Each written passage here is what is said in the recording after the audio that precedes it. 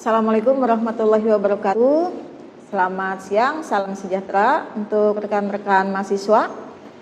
Pada pagi hari ini kita bertemu lagi dengan materi kedua, yaitu hakikat pendidikan dari materi pengantar ilmu pendidikan. Di pertemuan kedua ini, di dalam materi hakikat pendidikan itu mempunyai tujuan pembelajaran.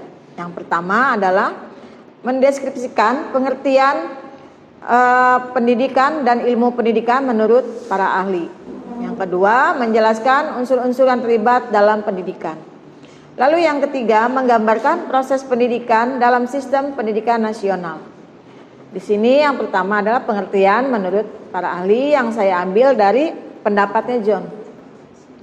Beliau berpendapat bahwa pendidikan adalah pembentukan kecakapan fundamental secara intelektual dan emosional.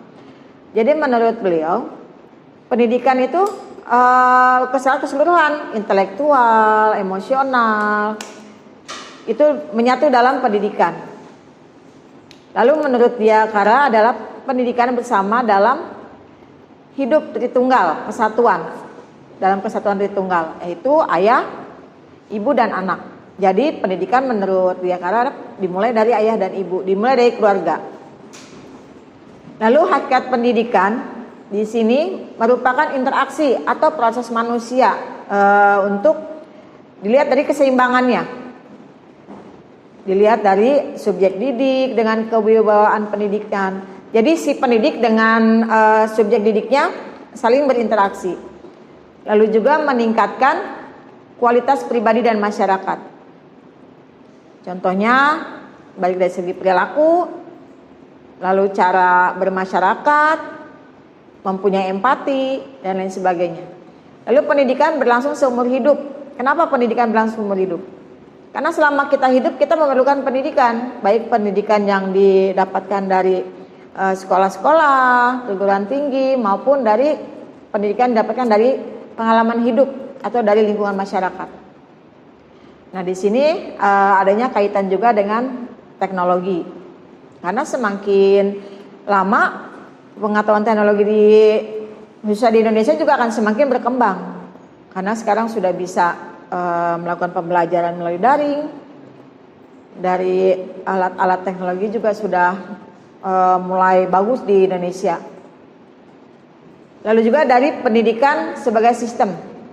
Nah, di sini ada sistem, suatu totalitas dari elemen yang mempunyai hubungan. Nah, di sini akan bersistem. Contohnya, ketika seorang pendidik akan melakukan kegiatan pembelajaran, dia akan melakukan sistem dalam melakukan kegiatan pembelajaran. Contohnya, dia akan menyiapkan alat dan sumber belajar, lalu materi, metode, dan lain sebagainya. Bagaimana cara menyampaikan materi kepada peserta didik kita. Lalu fungsional pendidikan memberikan 3 masukan. Yang pertama adalah pengetahuan.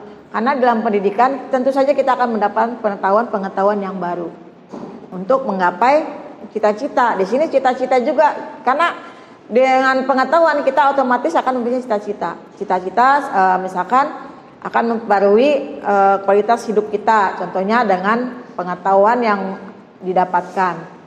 Lalu nilai-nilai dan masyarakat. Nah, di sini nilai-nilai masyarakat sendiri adalah bagaimana kita dapat bermanfaat dengan masyarakat. Misalkan seperti rekan mahasiswa yang sedang belajar di sini bisa menerapkan ilmunya untuk para masyarakat di lingkungan mahasiswa sendiri dengan seperti contoh apabila di lingkungan masyarakat masih ada nih yang buta huruf, contohnya yang tidak mengenal baca tulis, itu bisa dipraktikkan bersama dengan kelurahan setempat mengadakan kegiatan pemberantasan buta huruf seperti itu. Lalu tujuan dari pendidikan sendiri adalah membentuk manusia yang mandiri, mempunyai kepribadian dan kehidupan dalam bermasyarakat, bernegara, dalam kehidupan beragama. Di sini artinya dalam pendidikan sini tujuan untuk membentuk manusia menjadi manusia yang baik, yang dapat memanusiakan manusia, juga dapat berguna untuk negara dan bangsanya. Lalu di sini ada 3 tujuan dari pendidikan. Yang pertama adalah tujuan umum, yaitu manusia Pancasila. Seperti kita ketahui,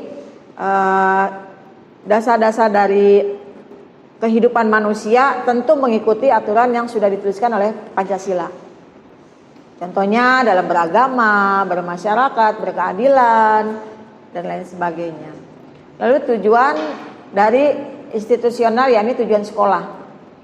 Tujuan sekolah sendiri dapat diartikan apa sih yang akan kita raih ketika kita sedang melakukan kegiatan pendidikan. Contoh, tujuan sekolah kan biasanya untuk mendidik para peserta didik kita untuk ke arah yang lebih maju lagi. Misalkan, saya sejak SMA saya bertujuan untuk kuliah di perguruan tinggi, khususnya FKIP. FKIP kan luas, ada bahasa Indonesia, ada IPA, IPS. Nah, seperti rekan mahasiswa kan mengambil dari PPKN sendiri, pendidikan keluarga dan kewarganegaraan, pendidikan Pancasila dan kewarganegaraan.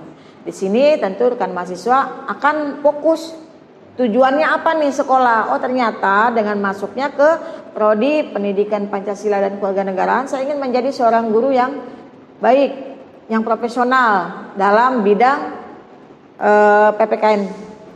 Maka masuklah ke prodi PPKN. Lalu tujuan dari kurikulum seperti bahasa Indonesia dan matematika, tujuannya sendiri adalah untuk mengembangkan, karena kurikulum dibuat secara baku. Nah, tugas seorang guru lah yang mengembangkan bahasa Indonesia dan ini saya contohnya bahasa Indonesia dan matematika yang mengembangkan. Misalkan dari materi saya pengantar ilmu pendidikan ini, saya mengembangkan bagaimana mahasiswa saya agar dapat berkreatif untuk melakukan inovasi-inovasi dalam hal cara mendidik yang baik. Nah, di sini juga pendidik adalah orang yang memberikan bantuan kepada orang lain, baik dari untuk masyarakat, untuk orang tua, dan untuk lingkungan-lingkungan yang ada di pendidik tersebut.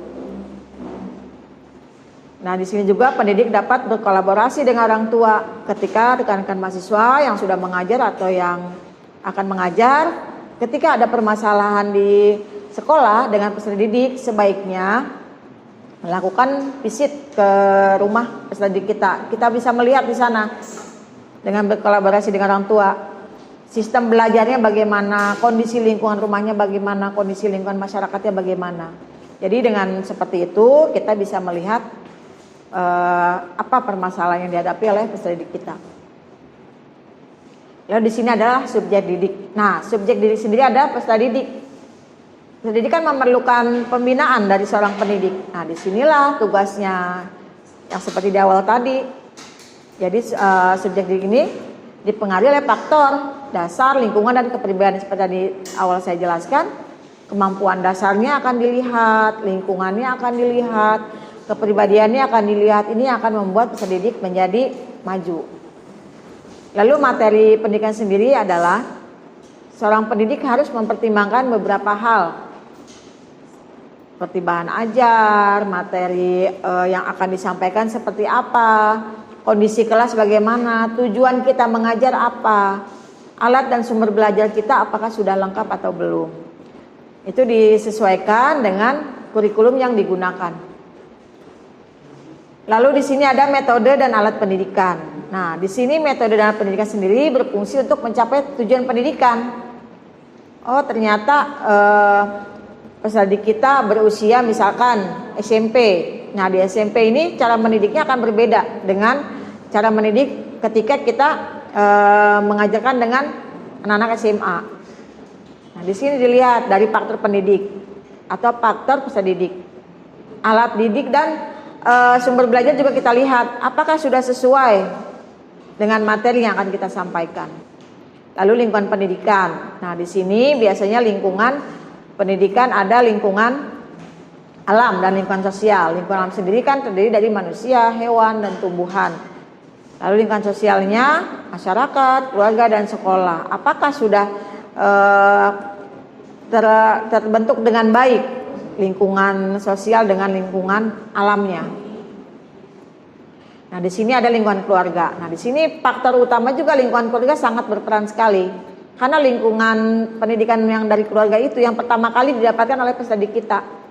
Bagaimana seorang anak baik dan buruknya sebenarnya ditentukan oleh lingkungan keluarga. Karena lingkungan sekolah kan hanya beberapa jam saja untuk lingkungan keluarga yang lebih lama mendidik si anak tersebut.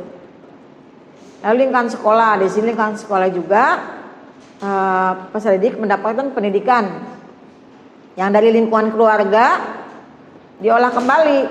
Oh ternyata dari lingkungan keluarga ada yang salah nih dalam mendidik. Nah itu tugas dari lingkungan sekolah. Di sini juga peserta didik kita juga akan mendapatkan pendidikan umum dan pendidikan agama.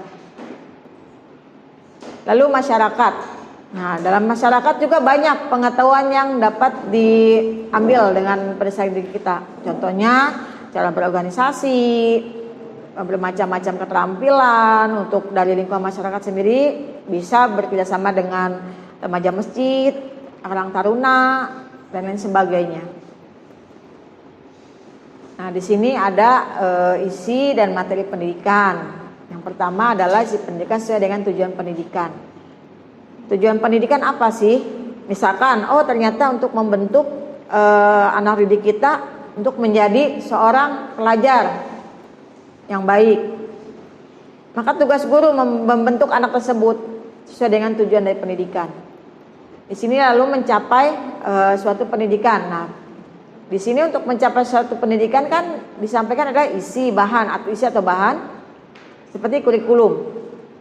Nah, kurikulum juga berperan penting dalam mencapai suatu pendidikan.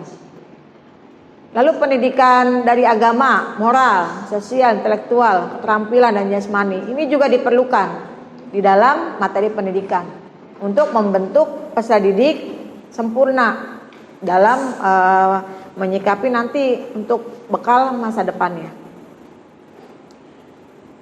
Baik, untuk kali ini materi yang kedua yaitu hakikat pendidikan kita sudah sampai di sini. Mudah-mudahan bisa dipahami inti dari hakikat pendidikan tersebut. Baik Ibu Airi, wabillahi taufiq hidayah. Wassalamualaikum warahmatullahi wabarakatuh. Selamat siang, salam sejahtera, tetap menjaga kesehatan.